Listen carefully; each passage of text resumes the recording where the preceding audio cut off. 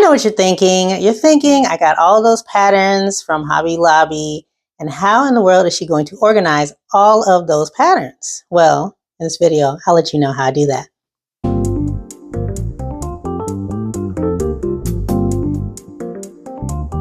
Hi, and welcome back to this channel. I'm going to show you how I organize my patterns and my fabric in this video, and hopefully it'll be helpful for you if you have a pattern stash or fabric stash that is starting to overflow. So first, let's talk about the patterns. So for the patterns, I wanted something that was portable, something that I could pick up and go and move around, but also was neat and that I could see my patterns easily. I got some storage containers. First, I got some from Target.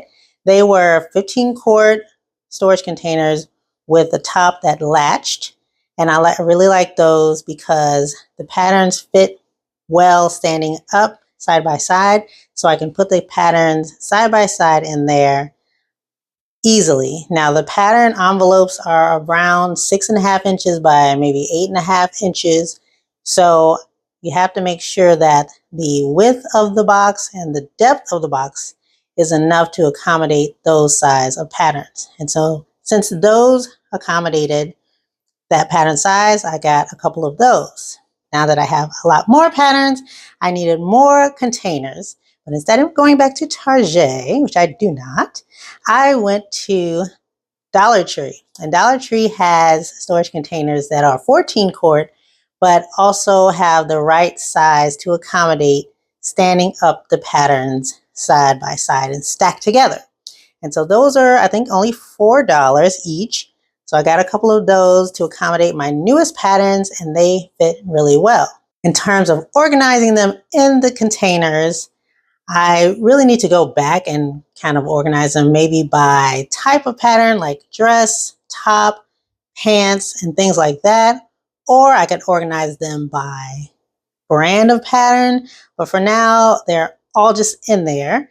For the most recent patterns, I did organize them based on the type, putting kind of the tops and dresses together so that I can have little sections of patterns that I can go to and look at in case I want to make something in particular.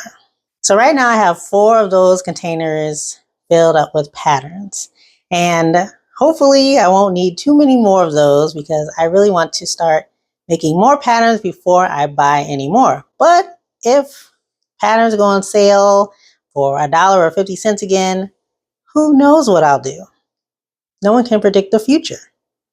Now, a thing that I started doing is listing out all of my patterns that I have in an Excel file, or actually a Google spreadsheet, because when I'm going out and I'm looking at patterns that are on sale or that I want to buy, I want to make sure I'm not buying duplicates of these patterns. And so I keep a spreadsheet document that's accessible while I'm on the go on my phone that has all the details of the pattern, the brand, the number, a description of the pattern, and that's all accessible. I can search through it just to do a quick check to make sure that patterns I'm looking at in stores or even online are patterns that I do not already have in my stash. And with that spreadsheet, I'm also able to track which ones that I've used already. I can make notes in there and say, I did view whatever in size whatever, and mark those as well. So that has been very helpful in terms of making sure I know what patterns I have and making sure I don't get duplicates, and also looking through and seeing what patterns I have that I could possibly make. Maybe I forgot about some patterns that I bought 2 or 3 years ago. I can go back, look at my spreadsheet and say, that would be a cool pattern to make. I also use the Patchwork app where I can post the different patterns that I have in my stash or different patterns that I made. I can also put the links to if I made a video about the pattern in Patchwork as well. And so I put a link of my boards to the Patchwork app in the description box if you want to check out which patterns I've made thus far. And also I have a board about which indie patterns that I've bought. Now, in terms of organizing my fabric, that I really had to work on recently because my fabric was just everywhere. So I wanted to duplicate what I did about a year ago. I bought these containers that was enclosed. You had a lid to it, and it was like a kind of a rectangle or a cube shaped container that had doors that you can open from the front. So you don't have to open it from the top and look through. You can open it from the front and see all the fabric in there. So I thought that was really cool. So I repurchased those. I got those from Amazon. And if you're interested in these cubes, I'll put a link to the cubes in the description box. And so I got another set of those, and those are large enough to hold fabric. Fabric is kind of wide, right? So you fold it and you put it in there.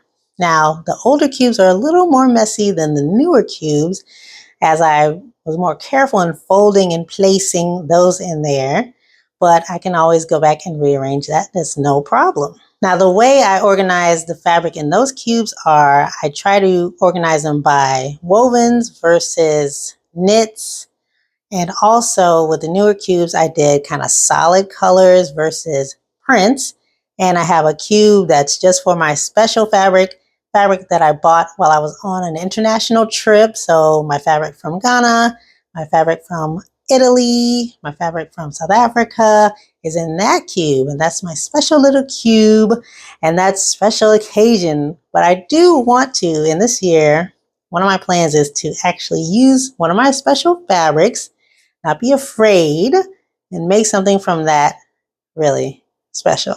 I haven't gotten to the point where I'm organizing my fabric using a spreadsheet, but that would be helpful, especially if I'm out fabric shopping and I want to maybe buy a new piece of fabric, but I want to check to see if I have a fabric like that. I haven't run into that problem yet, and I hope that I do not have it in the future. But for now, most of the cubes, maybe one is about half full, but most of the cubes are full. And so when I'm going out looking at fabric, I want to be selective and realistic. I don't want to overwhelm my fabric stash with more fabric that I don't have enough time to use. So that was a quick tour of how I organize my patterns and my fabric, and I hope that that was very helpful for you.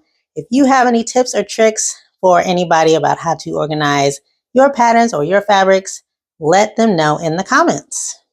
All right, peace.